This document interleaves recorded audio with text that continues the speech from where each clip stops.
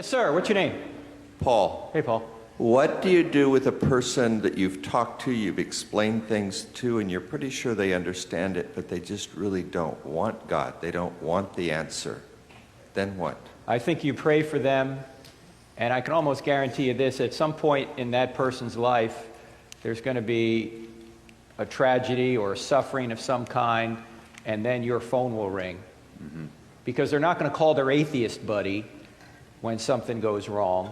They're going to call you, a person of spiritual depth who has demonstrated that you care for them and love them, and that will then be the opportunity to go further. When the student is ready, the teacher will appear.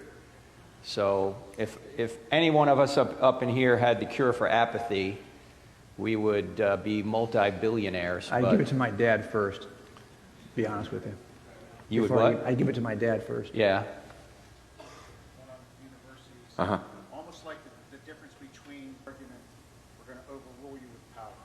Okay, so the question basically is this analogy that people sometimes make between Greece and Rome, this idea that you were saying in one culture we could argue our way, rationally make cases, Greece, but now we're in a Roman kind of period in which power is all that's concerned, it's more subjective, and they don't care about our arguments. So what do we do in this setting?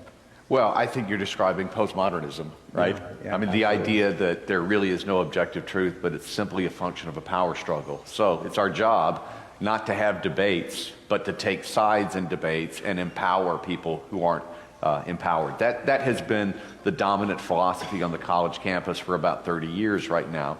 And it's why you see people just rallying behind this very small segment of the population over the HB2 controversy and transgendered bathrooms out in North Carolina. You wonder, how could people be so concerned about such a small segment of the population? Well, if it is in fact a part of their worldview, that truth is determined not in objective terms, but it's simply a function of a power struggle. It is our obligation to defend people and to empower people. It's not a matter of principle, it's a matter of power struggle, politics. I think that really answers the question. I mean, I think very clearly it suggests that that's the era we're in. So the question is, what do we do? We're in that era now.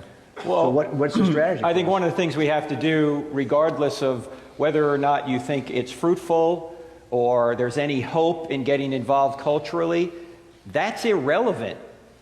As Christians, we're supposed to do what's right and leave the results to God. It can be completely hopeless. That doesn't matter.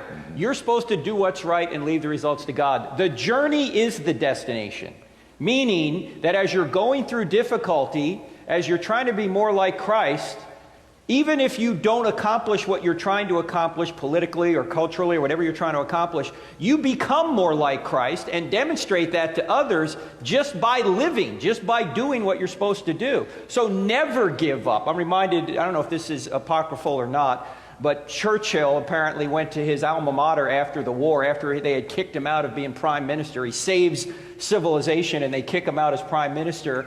And at his alma mater, there's the commencement address, and they're all waiting for him to do the address. And he shows up, they're waiting for his address, and he walks up and he basically says, "Never, never, never, never give up." And he walks off. Mm-hmm.